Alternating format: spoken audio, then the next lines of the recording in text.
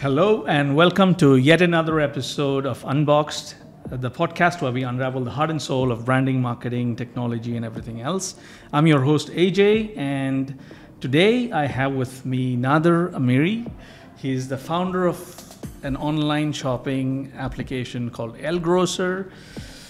We are living in a world where there are thousands and thousands of startups coming into the market every day, but very few of them see success or the day of the light.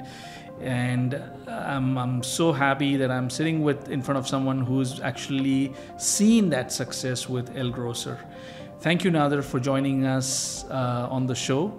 And as a testament to the success that I'm talking about, Grocer was acquired by Etisalat recently.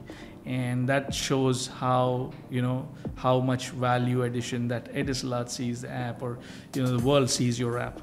So thank you so much for being part of the show, and welcome to Unboxed. Thank you for inviting me, AJ. Yeah. Essentially, Nader, you are coming from an FMCG background. All your life you've been working with big brands, well-known, renowned brands. And while you were working in Coca-Cola, you decided to quit a brand like Coca-Cola and to follow your passion and do a startup, create a startup. What prompted you to start Grocer? What was the thought process? What was the journey like? What were you thinking leaving Coca-Cola? And it was something that a lot of friends and family question, right? So really, you want to leave Coca-Cola, you want to leave a good career in FMCG and do something risky. Yeah. I'm like, if not now, then when, right? Exactly. It was the right time to take that risk. I think it was something that had been brewing for a while. Yes. Always was part of the corporate world and loved it. I enjoyed it very much. It wasn't so that a lot of people leave because they are frustrated or they can't take it anymore, or it's too much, or no. I loved that industry. I loved working on those brands. It was for me that it wasn't evolving fast enough. There wasn't as many new things, although I've worked on innovations within those industries and on those brands. It wasn't that it was moving, to the digital era. Exactly. And I was lucky to have been exposed to the startup world because, friends of friends were launching startups. And they were doing a lot of cool stuff that they needed some marketing, business development, strategy, brains on. So got involved with them, got that exposure, understood, how the startup ecosystem is working, at the grassroots level. Exactly. Did a couple of angel investments with them. And that was for me the spark, Exactly. Plus, I come from an entrepreneurial background as well. My father and other family members doing their own business. So I was like, okay, this is the new way of doing your own business. It's something new age, digital, exciting, and it was kind of a mix. It was FMCG, but with a technology angle. So bringing the whole grocery shopping experience into the digital e-commerce era in this part of the world. I'm so happy to hear that, although you are leaving the industry, but you're still in you're doing something that you're passionate about, because you said all your life you've been working in the FMCG, but you're still, Grocer is still in that segment. Absolutely. But the technology aspect is built into it, and you're simplifying lives, simplifying processes, and that's what I think, that's how startups succeed. You find a unique gap in the market, and then you try to address that. And I think when you started, there was not a lot of providers out there like we have right now, which is highly competitive. And it's really inspiring to hear you say that, at one point I quit my job, because this is something a lot of people think twice. At one point in my life, I was working for Etisalat. And then when I decided to quit, I had a discussion with my family, and my parents were my biggest supporters. They said, okay, if you want to do it, do it.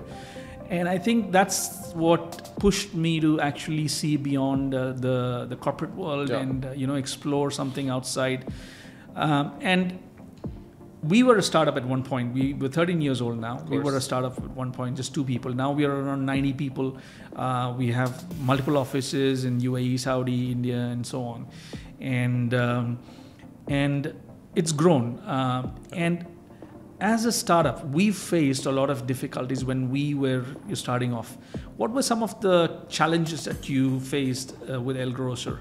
Because I know that in one of your interviews, you said that the pandemic was a game changer. It really took off your business. So what was the initial challenges that you had with El Grocer, and then how did everything change? And Absolutely.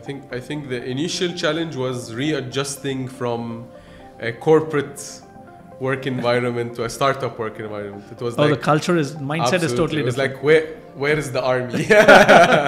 So it was a shock that, okay, there's a lot of stuff that needs to be done, and me and the few team members we had then, we got to do it, because no one else in the market is doing it. Exactly. You know, so there was a lot of education, self-education. We get requests, and even if we don't have the experience, we got to figure it out, because nobody else is doing that. That was the initial point, right? Readjusting in terms of what was your team size when you started off? Like 4 or 5 people. Wow. Okay. Yeah, we were 4 or 5 people. We were blessed to have, you know, a lot of family and friends invest in our round and support us with their, you know, thinking, with their experience. They really believed in you. Absolutely. I think, and I love them for that. I think that belief was the encouragement, you know, go through a lot of ups and downs, especially during the COVID part, which we'll come to. But that family and friends support, not just moral support, but, you know, opening doors, helping in specific challenges. That was the shadow army right behind that helped us get through that startup phase, because we had access to this kind of expertise behind us. Then, of course, the pandemic came, right? So in the initial days before the pandemic, it was a lot of people were asking, okay, grocery delivery online, how big can this become? Exactly. I remember those times. Because we are also in the technology space when people were a little bit skeptical. Who would order a grocery online? Absolutely. A lot of challenges. Who will order fruits and vegetables? I gotta see it, you know? Exactly. So our experience was telling us otherwise, that trend is coming. How fast or how slow, we believed it's gonna come, right? Sooner than later. And we pushed on to doing that. And one example I clearly remember is in 2018, when we launched. We were the first to launch, for example, in Sharjah and Ajman. And everyone was like, are you guys okay? Are you crazy? You know, Sharjah, Ajman, who's going to order groceries online? Dubai, maybe, Abu Dhabi, maybe. But we're like, we want to be the first mover. They're like, first mover in what kind of market? And to our surprise, we were getting the biggest baskets from Sharjah and Ajman. Wow. Yes, smaller population-wise, but bigger value. Oh, right. And today, our data proves that, you know, we're leaders there because of that. Okay. We were the first player to cover all 7 Emirates. Yes. And when the pandemic hit, because we were earlier than everyone else, you know, in covering all 7 Emirates and had presence there, that gave us a big boost, right? Pandemic hit, everybody's locked at home, and we had to act quickly. Were we ready for it? No. I don't think anybody was. Anybody that claims to have been ready, I think, needs a second check. We were not ready. Yes. Were we present in the 7 Emirates? Yes. Did we have a foundation? Yes. Were we ready to, you know, 4x, 10x, 50x the demand? No, we were not. Okay. So there were a lot of things that broke. There were a lot of mistakes that happened. But as opposed to something that we're always proud of, as opposed to a lot of large platforms that kind of collapsed or stopped doing online deliveries because they said, sorry, we don't know how to do this. We continued. We pushed through, we learned, we accelerated. And that's when, you know, I asked my partner, one of my co-founders, think, okay, this is the time to jump in full time into this, right? Because this is the time. We were waiting for the right time. This is the time. So that's when we kind of doubled up our efforts in saying, okay, groceries is an essential service.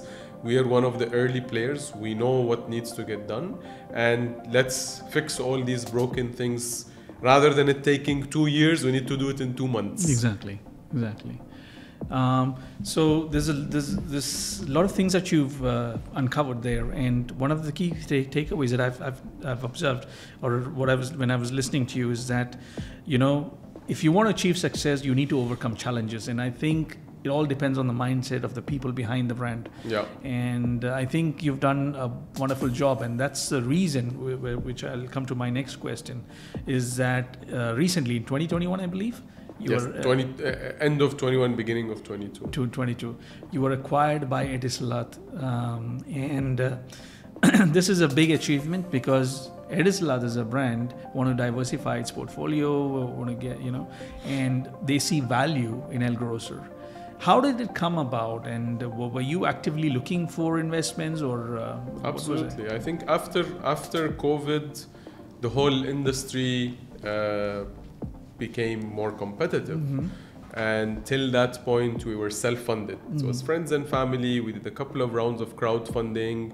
So pretty much bootstrapped. And that was the time saying, okay, now the market is going to get serious. We knew this is going to happen, but again, COVID accelerated that. So, okay, in 2 years it's going to be, but in 2 months it became. True. So that was the time when we said, okay, we need to find the right investor partner to kind of work with and be ready to challenge. Okay. We have the industry know-how. All right. We have built the technology foundation. Okay. We are clear on what needs to be fixed, what needs to be improved, what are the things consumers and shoppers are looking for, as opposed to a lot of big players who were just entering the market. So they were still in the learning phase, or we had crossed the learning phase. So it's like, we need to look for the right investor that complements our strengths. So we were talking to several people in the market, and we found a great fit with Etisalat. I think it's a great fit, and a brand like Etisalat seeing value in El Grocer, that itself shows, you know, how much that you guys have, you know, come, how long you guys have come in terms of your journey, you know, from being a startup to adding value to a huge giant like Etisalat. So that is really impressive. Now, Nader, I know that initially you were focusing on everything. You're the CEO of the brand, and then now you're mostly focusing on the operational side. What led you to? Are you an operations guy, or you just happen to? I think that's one of the things you kind of learn in a startup journey. You will uncover a lot of things you enjoy doing. You learn a lot of new skills and acquire a lot of new passions. So for me, most of my background was in marketing, shopper marketing, strategy, innovation. Was not in operations. But through the startup journey, I discovered that I love operations, right? I love being, you know, hands-on, deep into the work, getting processes sorted, working with, you know, the team members. And my partner, Rad, was always part and parcel of the business. He was on the board, always, you know, supporting on the technology side. And there was always a plan that when we reach a certain size that he would join in as well. And that's when COVID happened. So, okay, Rad brings in the technology, a general management experience, financial experience from his prior experiences. And I manage, you know, the operation and marketing side. So that's, you know, how we tag a team, you know, on it, and, you know, support each other throughout the journey. So yes, I continue looking after, you know, operations, marketing, and overall, you know, company culture, strategy, team management, and all of that. What is your team size now? Now I'm sure you've grown exponentially and stuff like that. And how important is brand culture within the organization? Because when a company grows, this is something that we often really focus on when we talk to brands.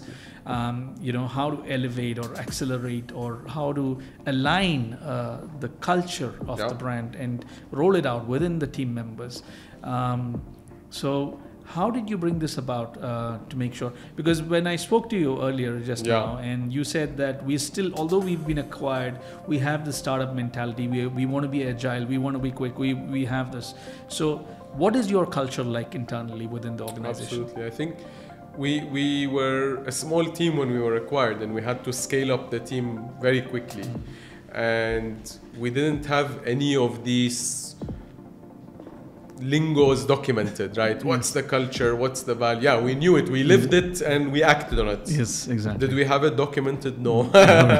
So it was like, okay, let's start documenting these things because we're going to have a lot of new colleagues who will ask, who will need to know. And it's less about documenting it for the sake of putting, words on documents. You really have to live by it. Absolutely. So it was really more of codifying it, I would say, rather than documenting it. And it was more about leveraging that initial small team that we have to become the champions of spreading it to the new colleagues.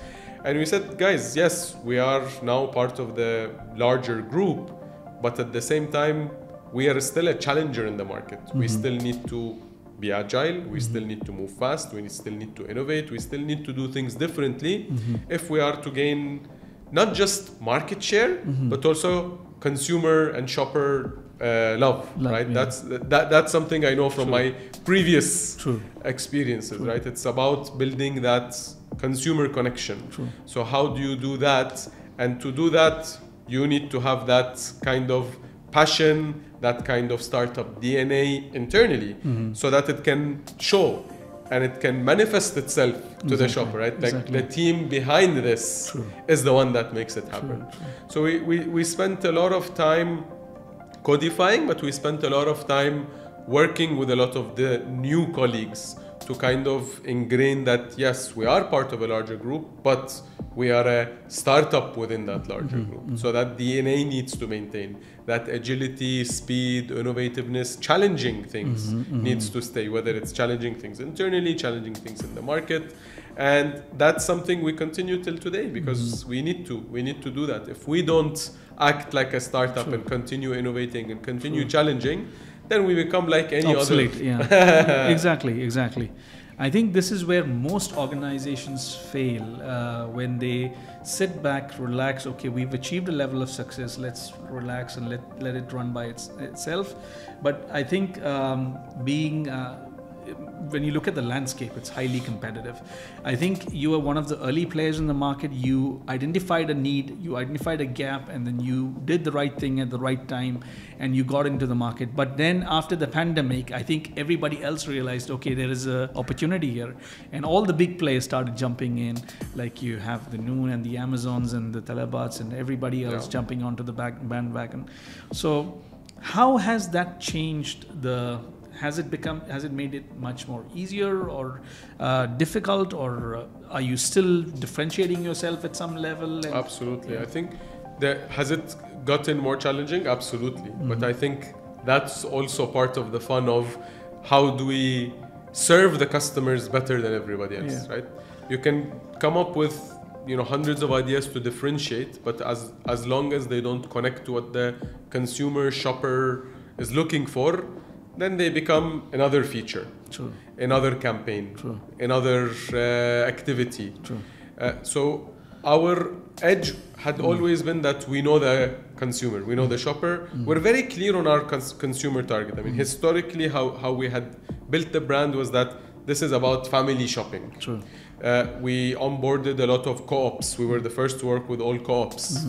We were the first to launch a shopping list feature because we knew that from an industry point of view, 97% of the people have a shopping list. And it's not a typical e-commerce experience or a restaurant delivery experience where I will order a few items. It's about, I'm going to order 10, 15, 20 items, if not more, right? So we created these with the consumer first in mind. And as we grew, as we evolved, we maintained that. What does the consumer segment that we're focusing on? UAE is a large market, there's a lot of different customer segments to focus on. Are we going to win in all segments? Not necessarily, right? Even today, even a lot of the larger brands, there's a consumer segment you focus on. So it's like, what's the consumer segment? How can we be the best to that consumer segment? And anybody else, of course, is welcome. It's an open platform. Anybody can come there. So we said, we're going to focus on that consumer segment. We're going to serve that consumer segment in the best way. And we're going to make sure our app, our service, our marketing, all of that revolves around that. So that's historically how we had built the brand. Once we were acquired, we said, okay, what are the additional advantages that we can leverage on? The main one was the Smiles app and the Smiles platform. So, I mean, today, if you launch Smiles as an app, kudos to the Smiles team for, you know, creating that kind of vision. Is that there's many different services within the Smiles app. So there was food delivery before groceries, and groceries is the one that is powered by, you know, the El Grocer app and the groceries as a function.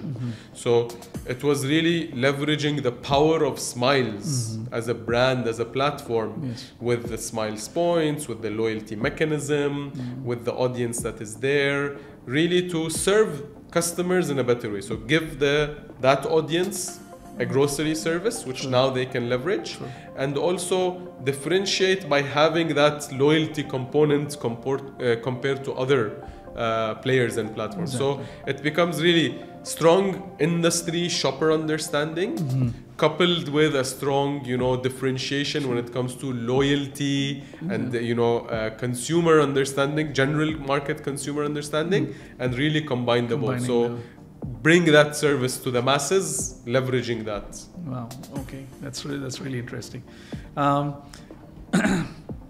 One thing I wanted to ask you is basically when you look at successful brands, especially like the one El Grocer, which is an app delivering, and there's a lot of intricate process that needs to be streamlined, because otherwise, you know, you're going to have, I mean, even if you have the best process in the business, you'll still have complaints, customer complaints saying that, oh, it's late, this, that, you know, because customers are always complaining. But what measures, like as an operations guy, what measures have you put in place to ensure that the process is streamlined, it's quick, and how do you do this internally? Is it a team working on this, or you constantly monitor and improve the process? Because like I said before, you know, competitors can pump money and come into the market, but then they may not have the right process in place, and they may not have the best experience, because everything, you know, drips down into the experience that you're trying to build with the app. So how is El Grocer, you know, focusing on this process part of the business? How much emphasis are you doing this? Are you constantly in the... Absolutely. We definitely have, you know, the SOPs and that everyone in the team gets onboarded on, but we're always updating them. We have, you know, daily, weekly customer service reports to understand what are the customer requests, what are the customers happy with, what are they not happy with, what are things we can dial up and leverage more, what are the things we need to get better at, right? So when we started, I mean, one of the major concerns from customers was out of stock, right? In this industry, I'll order from the supermarket, but because there's no live inventory, few items are not there. So the response to that was, you know, doing deeper integration with our store partners to reduce that, as well as launch a dark store warehouse model to as well have a full end-to-end seamless experience. So we're always listening to the customer. I think that's the thing. A lot of people see reports and they don't truly listen to the customer. So listen to the customer. Sure, is every problem gonna get solved tomorrow? No. That's a function of business. That's a function of resources. Now we have that. So we're accelerating the pace of those. But we truly listen to the customer. We truly, you know, take action on those. We truly, you know, take those on board, and that's something that we pride ourselves in. We listen to the customer, whether it's an app feature function that needs to be improved, whether it's speed of delivery, whether it's the out of stock that I was mentioning, whatever it is. We're always acting on it, you know, depending on, of course, coupled with data, listening, coupled with the hard data, like what percentage of customers, what's the journey like, what are the hot matters, you know, whether it's to the customer or to our retail partners that we need to fix, because we want to be above all the platform that cares, right? Today in a mass market approach, to find a brand, to find the service that listens and cares, that our rate of errors has gone down dramatically. But we learned a lot from COVID, right? In COVID, whatever errors you can imagine, we have done. But post-COVID, we learned these are the things we need to fix, and these are the things we need to put in place. So we really worked very closely internally by listening to the customers, by looking at the data and saying, this is what we need to apply. I think one of the biggest takeaway there was when you said we are a brand that listens and we are a brand that cares, because I think this goes a long way into telling people that, you know, this is not just an application or this thing. We are actually human beings on the other side, and we're listening to you, and we'll take that extra step to ensure that, you know, we enhance your experience every step of the way.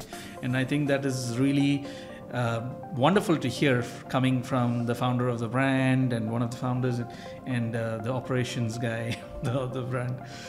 Now, moving away from the brand itself, El Grocer, I just want to touch upon some of the personal things that I've read some interviews about you, and one of the things that you've consistently told is that, you know, your parents played an integral part in the way you managed money and the way your upbringing and stuff like that. So can you give us examples, or how was that? How did it all come? How did it shape you to become an entrepreneur?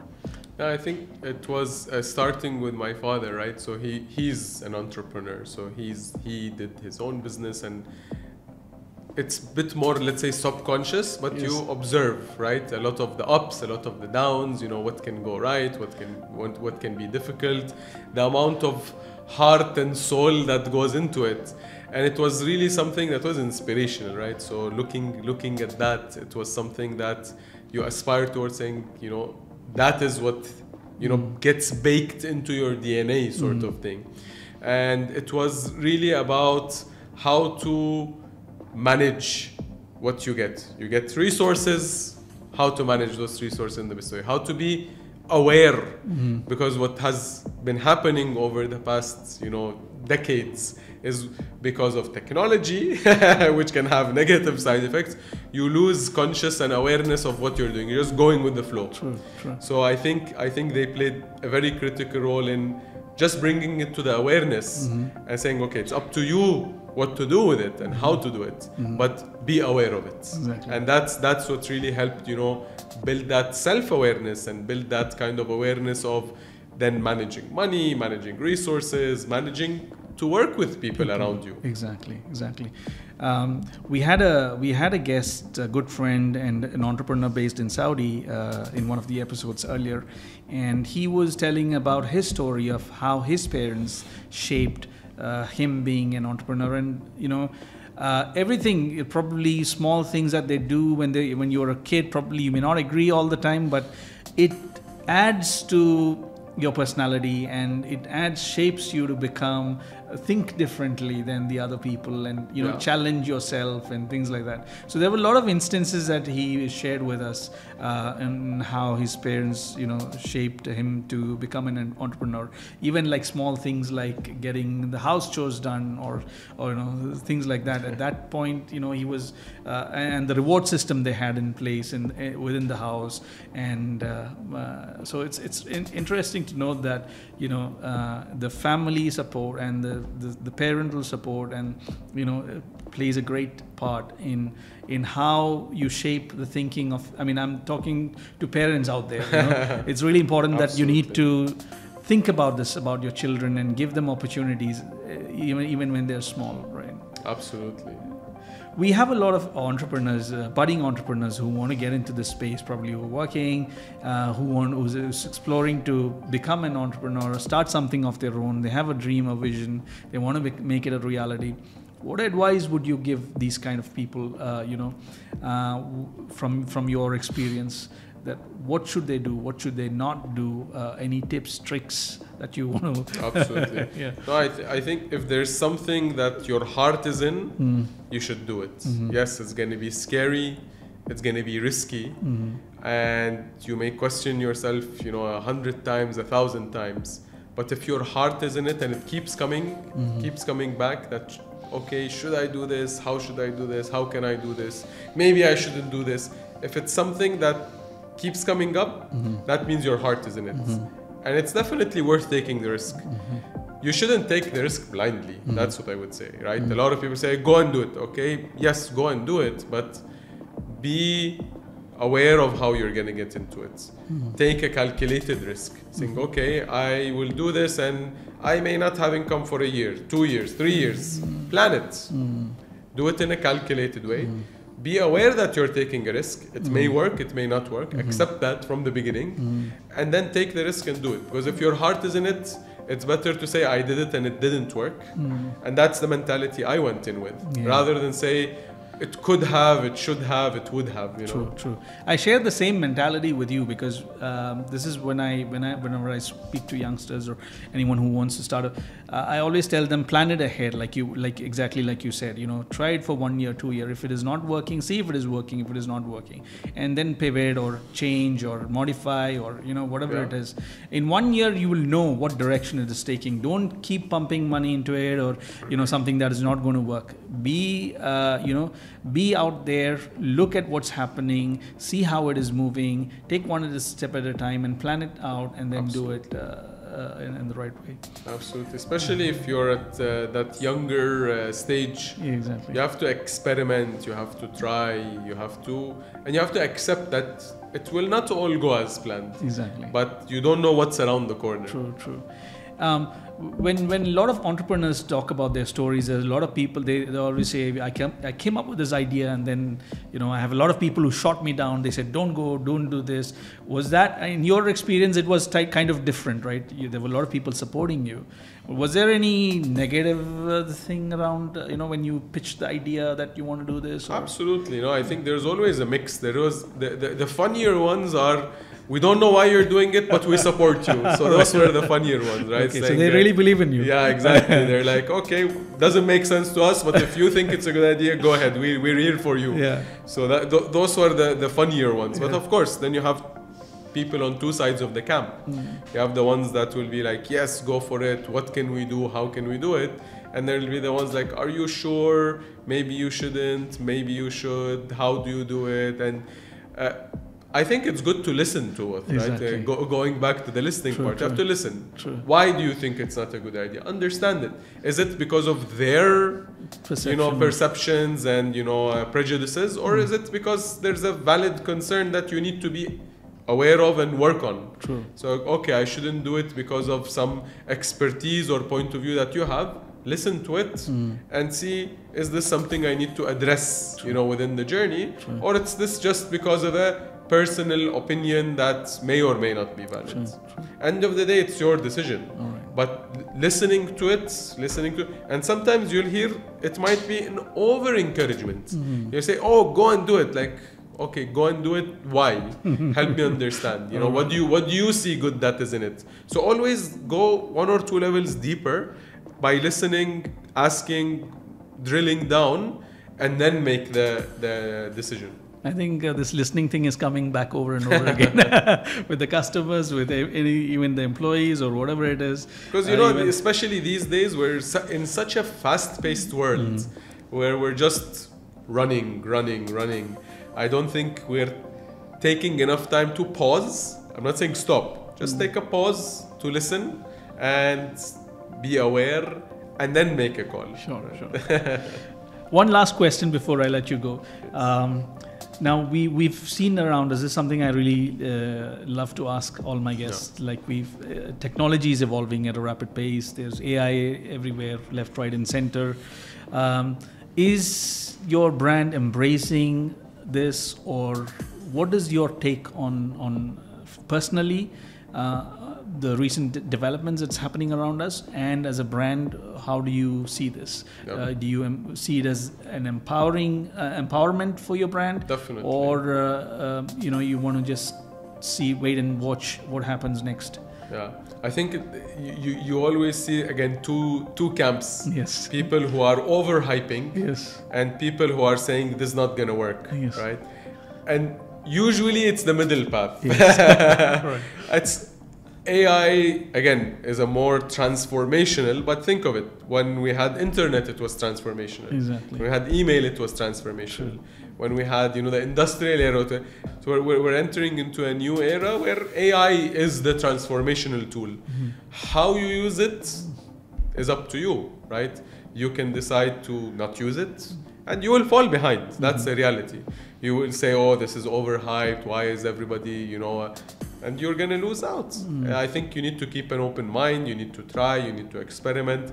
And you can be on the other side and, go 1,000% in. And it may not reach to 1,000%. It may reach 900%. Exactly. So it's good to get into it, understand it, see how you will use it, see what are the benefits, what are the things that don't work. Whether it's in internal process work, right? So how you can do it for quicker, better research. How can you do it to catch blind spots? Exactly. How you can do it to improve, certain parts of the creative or thinking process. Sure. Or it can be also consumer facing. How do you build it into your app, your operations, how you can build it into your processes so it become more efficient, more effective, reduce the routine, boring parts of the work. Exactly. So definitely there's a lot of merits. You need to build those use cases. Okay, what am I going to use it for? And try. Going back to experimenting and trying, saying, okay, let me try it for this. Let me try it for that. Let me see how it can work here. And it is something that will stay. It is something that will add value to a lot of us. Exactly. Value. I'm sorry, I just grab keywords because I'm in the business of branding. Because like everything that you said, if it's enhancing the process, or if it is streamlining things, if it is enabling, empowering, it's adding value at the end of the day. So if AI is adding value to what you do, definitely I think it's worth giving it a shot. But like you said, don't go overboard with it. Don't just wait and watch. Just take the middle path. I really love what you said there, actually. So thank you for that. Thank you. Thank you, Nader. I think I don't have any more questions for now. Probably we'll be inviting you back for some more insights. Thanks. Thank you so much for being part of the show today. I think our listeners are going to really enjoy the info that you've given us. Thank you and the team for having me. Thank you. Thank you, guys. And that wraps up this episode. And you can catch us on all major platforms, Apple, Spotify, YouTube, and I'll catch you in the next episode. Thank you.